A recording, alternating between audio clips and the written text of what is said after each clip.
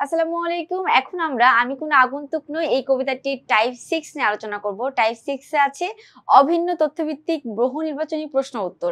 দেখো, উদ্দীপক সহ আমাদের পিছনে কিছু প্রশ্ন থাকে, তাই না? প্রথমে উদ্দীপক থাকে, নিচে কিছু প্রশ্ন থাকে। এই ধরনের প্রশ্ন সলভ করতে আমাদের অনেক কষ্ট হয়ে যায়, কারণ আমরা কবিতার অর্থ বুঝি না বা মিনিং বুঝি না। আর বিশেষ করে কবিতা থেকে যদি প্রশ্ন আসে তাহলে তো আমরা আরো ঘাবড়ে যাই। তো আমরা দেখব যে এই আমি কোন আগন্তুক নই এই কবিতা থেকে আমাদের কেমন ধরনের প্রশ্ন আসতে পারে কমন। তো চলো আমরা এক নজরে এগুলা সলভ করে ফেলি। তো আমার কাছে আছে এখন একটা উদ্দীপকটা পড়ে আমরা 45 এবং 46 নম্বরে আনসার করব। তো দেখি 45 এবং 46 নম্বরে কেমন ধরনের প্রশ্ন আসছে। উদ্দীপকটা হলো, ওই দেখো নীল নোয়ান সবুজ ঘেরা গা, কলার পাতা দোলায় চামর শিশির ধোয়ায় পা। ওকে, খেয়াল করি। একজন লেখক বা একজন কবি সে লিখেছে, ওই যে দেখো নীল নোয়ান সবুজ ঘেরা গা, গা মানে গ্রাম। সে বলছে ওই দেখো নীলে সবুজে ঘেরা একটি সুন্দর গ্রাম, মানে নীলাচা যে সবুজ বা নীলচে যে সবুজ কালার থাকে গ্রামের, সেই সবুজে গাছপালা দিয়ে ঘেরা একটি গ্রাম। পরের লাইন, কলার পাতা দোলায় চামর। আচ্ছা, বড় বড় কলার পাতা, আমরা কলা গাছ তো দেখেছি, বড় বড় কলার পাতা দুলছে এবং ওই দোলাটাকে কবি চামরের সঙ্গে তুলনা করেছে। এখন আমরা জানি না চামর কি। চামর জিনিসটা হচ্ছে ওই যে রাজা বাদশাদের, এখানে রাজা বসে আছে সিংহাসনে, তার আশেপাশে দুইজন হচ্ছে সৈন্য, সেই দুইজন সৈন্য তাকে যে পাখা দিচ্ছে বা বাতাস করছে, ওই বড় বড় পাখাগুলাকে বলা হয় চামর।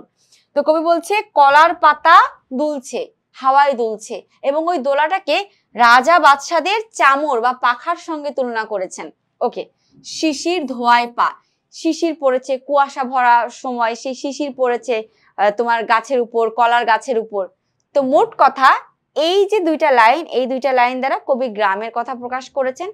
এই এই এই দুইটা লাইন দ্বারা মনোমুগ্ধকর একটা প্রভাতের কথা প্রকাশ পেয়েছে, অথবা প্রাকৃতিক সৌন্দর্যের কথা তুলে ধরা হয়েছে। আশা করছি আমরা এটা বুঝছি। উদ্দীপকটি নিচের কোন কবিতার সাথে অধিক সাদৃশ্যপূর্ণ? অধিক সাদৃশ্যপূর্ণ শুধু জিজ্ঞেস করা নাই যে সাদৃশ্যপূর্ণ কি, অধিক। একটা এমসিকিউতে আমাদের 2টা বা 3টা সঠিক উত্তর থাকতে পারে, আমরা সেটাই বেছে নিব যেটা আমাদের সব থেকে কাছের। তো এখানে বলেই দিয়েছে যে অধিক সাদৃশ্যপূর্ণ কোনটা। তো দেখো, সেই দিন এই মাঠ না, সেই দিন এই মাঠের মধ্যেও কিন্তু প্রাকৃতিক সৌন্দর্যের কথা বলছে, কিন্তু অধিক না। ঠিক আছে, কারণ সেদিন এই মাঠের মধ্যে প্রকৃতির চিরন্তন কথা বলা আছে আর মানুষ মারা যাওয়ার কথা বলা আছে। উদ্দীপকে কিন্তু সেই দিকটা নাই, তো এটা আসবে না। পল্লী জননী তোমাদের সিলেবাসেই নাই, তো এটা আসার সম্ভাবনাই নাই। এরপর আসে আমার পরিচয়, এটাও সিলেবাসে নাই, তো এটা আসবেই না।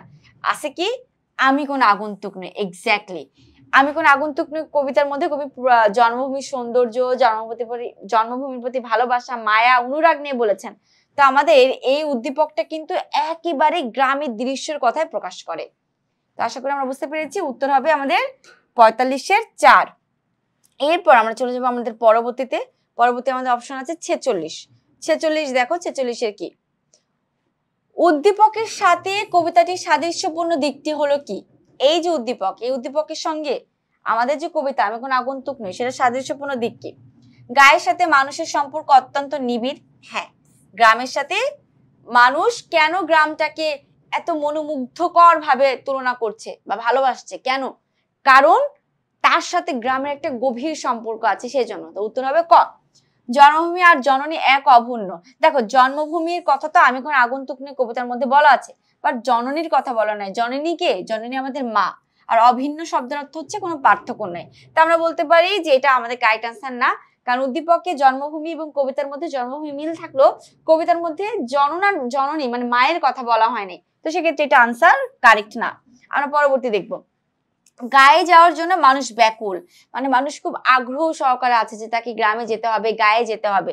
তো উত্তর হবে 3 নাম্বার, 1 ও 3 কারেক্ট অ্যান্সার। তো গ নাম্বার হচ্ছে আমাদের সঠিক উত্তর। তো আমরা পেয়ে গেলাম 46-এর উত্তর 3। আমরা চলে যাব পরবর্তীতে 47 এবং 48 নাম্বারটা একটু খেয়াল করি ভালো করে।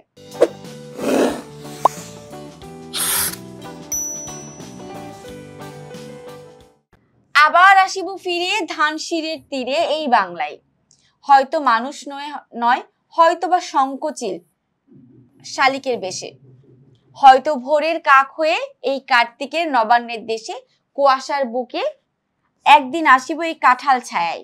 খেয়াল করি, কবি বলছে আমি আবার ফিরে আসব এই ধানসিঁড়ির তীরে। ধান মানে এই যে ধান, পাট, গাছ গাছালি, সেখানে কবি আবার ফিরে আসবে এই বাংলাতে।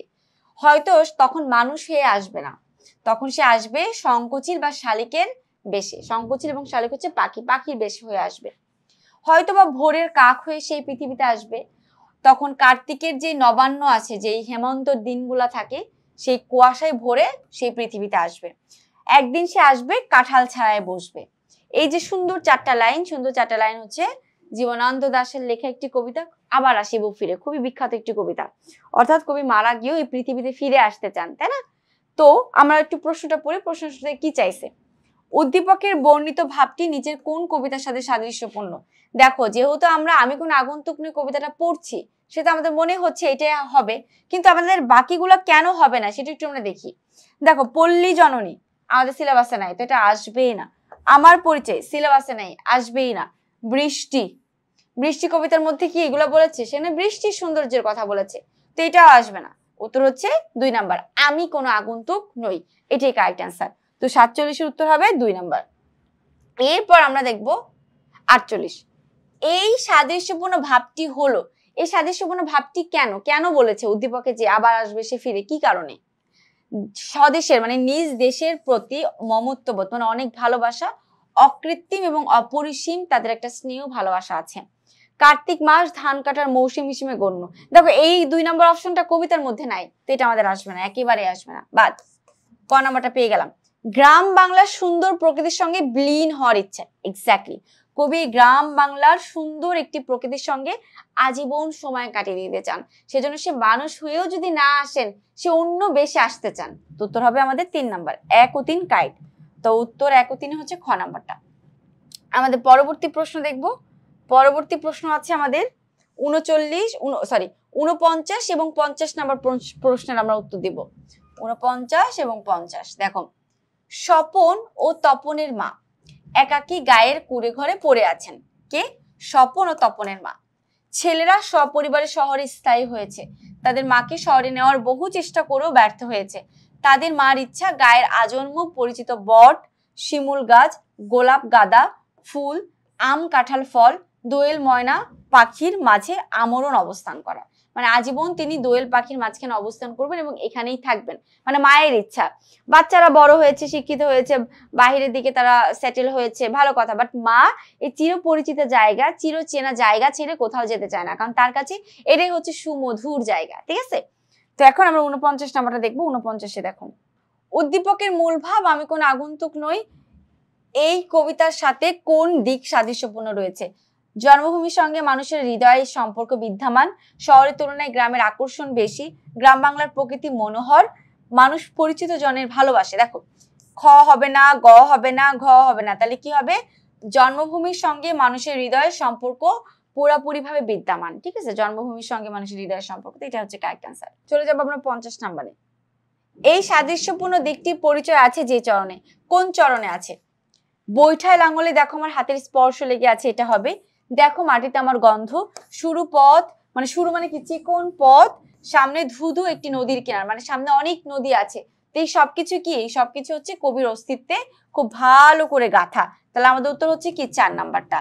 তো আমরা ভালো করে বুঝতে পারলাম, আশা করি তোমরা বুঝতে পেরেছো যে এই উদ্দীপক থেকে আমাদের কেমন ধরনের প্রশ্ন আসার সম্ভাবনা রয়েছে।